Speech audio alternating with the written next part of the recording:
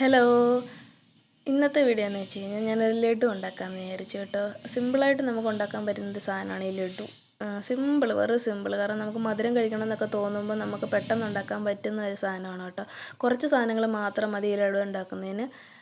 ആദ്യമായിട്ട് കടലമാവും, പിന്നെ കുറച്ച് മഞ്ഞൾപ്പൊടിയും, കുറച്ച് ഉപ്പും, പിന്നെ നമുക്ക് ആവശ്യത്തിനുള്ള എണ്ണയും.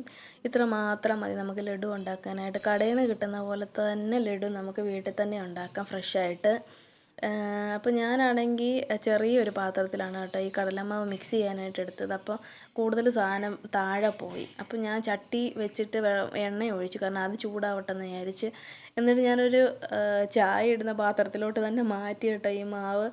കാരണം ലിയ വരുമ്പം ചായ ഇടാനെ കൊണ്ട് ഞാൻ കഴുകി വെച്ചിരുന്ന പാനായിരുന്നു. അപ്പോൾ ഞാൻ വിചാരിച്ചു ലിയ വരുമ്പോഴത്തേന് ഇത് ഉണ്ടാക്കി കഴിഞ്ഞിട്ട് അവൾക്ക് ആ പാത്രത്തിനകത്ത് തന്നെ ചായ ഇടാമല്ലോ എന്ന് വിചാരിച്ചു. അപ്പോൾ എല്ലാ പാത്രം കൂടെ കഴുകണ്ടല്ലോ, അത് കഴുകി വെക്കാമെന്ന് വിചാരിച്ച് ഞാൻ അതിൻ്റെ എണ്ണ ചൂടാക്കാനായിട്ട് വെച്ചു. എന്നിട്ട് നമുക്ക് ആവശ്യമുള്ളൊരു സാധനം എന്ന് വെച്ച് കഴിഞ്ഞാൽ ഈ തവിയാണ് കേട്ടോ. ഈ തവിയിലാണ് നമ്മൾ ലഡുവിൻ്റെ ആ ചെറിയ ചെറിയ ബോൾസ് പോലത്തെ സാധനം ഉണ്ടാക്കുന്നത്. അപ്പോൾ ഈ തവിക്കകത്തോട്ട് മാവ് ഒഴിക്കുമ്പോൾ അതിൻ്റെ കീഴത്തേക്കകത്തോട്ട് ഇങ്ങനെ ഓരോ ബോൾസ് പോലെ വന്നിട്ട് ഇങ്ങനെ മൂപ്പിച്ചെടുക്കണം. നമ്മൾ ഒത്തിരി മൂപ്പിച്ച് കഴിഞ്ഞ് കഴിഞ്ഞാൽ ലഡുവിൻ്റെ നിറം മാറിപ്പോവും കേട്ടോ, ബ്രൗൺ നിറമൊക്കെ ആയിപ്പോവും. അപ്പോൾ ഒത്തിരി മൂപ്പിക്കാനായിട്ട് നിൽക്കരുത്. ചെറിയ മഞ്ഞ നിറവും, പിന്നെ അതൊന്ന് ചെറുതായിട്ടൊന്ന് ഈ മറ്റേ മിക്സറൊക്കെ ഉണ്ടാക്കാൻ നമ്മൾ ഇങ്ങനെ പൊടിഞ്ഞു പോകുന്ന ആ പരുവമൊക്കെ ആകുമ്പോഴത്തേനും നമുക്കിങ്ങനെ എടുക്കണം. അപ്പം ഞാൻ അത്രയും കടലമാവിനകത്ത് ഇത്രയും ബോൾസ് ഉണ്ടാക്കിയെടുത്തു. അപ്പോൾ കണ്ട നമുക്ക് എളുപ്പം ഉണ്ടാക്കാൻ പറ്റുന്നതാണ് കേട്ടോ. ഞാൻ ഉണ്ടാക്കിക്കൊണ്ടിരുന്നപ്പം തന്നെ വിചാരിച്ചു ഇത്ര സിമ്പിളായിരുന്നു എന്ന്. അപ്പോൾ എനിക്ക് ആരും പറഞ്ഞു തന്നെയല്ല കേട്ടോ. ഞാനൊരു യൂട്യൂബ് ചാനൽ കണ്ടിട്ട് ഒരു ചേച്ചി ഉണ്ടാക്കുന്നത് കണ്ടിട്ടാണ് ഞാനിത് ഉണ്ടാക്കാനായിട്ട് ഇറങ്ങിയത്. അറിയത്തില്ല നല്ലതാണോ അതോ ഞാൻ തന്നെ തിന്നേണ്ടി വരുമോ എന്നറിയില്ല. പിന്നെ ഇതിൻ്റെ മെയിൻ ഐറ്റം എന്ന് വെച്ച് കഴിഞ്ഞാൽ പഞ്ചസാരയാണ്, മധുരം.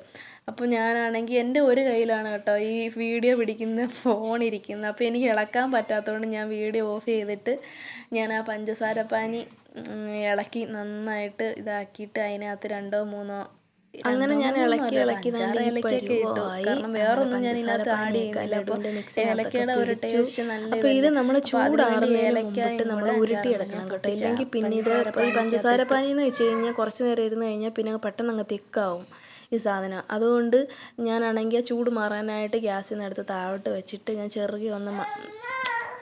അങ്ങനെ ചൂടൊക്കെ മാറി ഞാനാണെങ്കിൽ ഇങ്ങനെ ആയിട്ടുണ്ട്. അപ്പം നമുക്ക് പെട്ടെന്ന് തന്നെ ഇത് ഉരുട്ടിയെടുക്കണം ചൂട് മാറുന്നതിന് മുമ്പിട്ട്.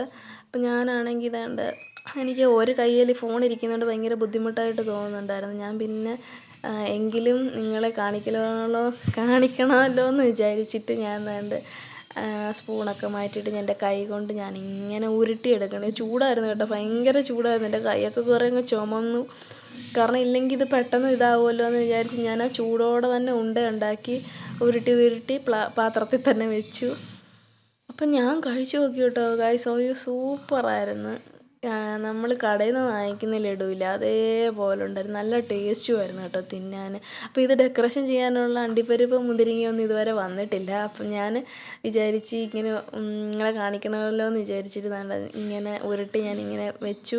അപ്പം നല്ല സോഫ്റ്റുമായിരുന്നു. നമുക്ക് തിന്നുമ്പോൾ വായിലിട്ട് അലിഞ്ഞു പോകുന്ന പോലത്തെ ലഡുവായിരുന്നു. കാരണം കുറച്ച് നേരം ഇരുന്ന് ആ ചൂട് മാറുമ്പോഴേ ഇത് നല്ല ഉണ്ട പരുവാകത്തുള്ളൂ. അതുകൊണ്ട് നല്ലൊരു ഇതാണ് കേട്ടോ.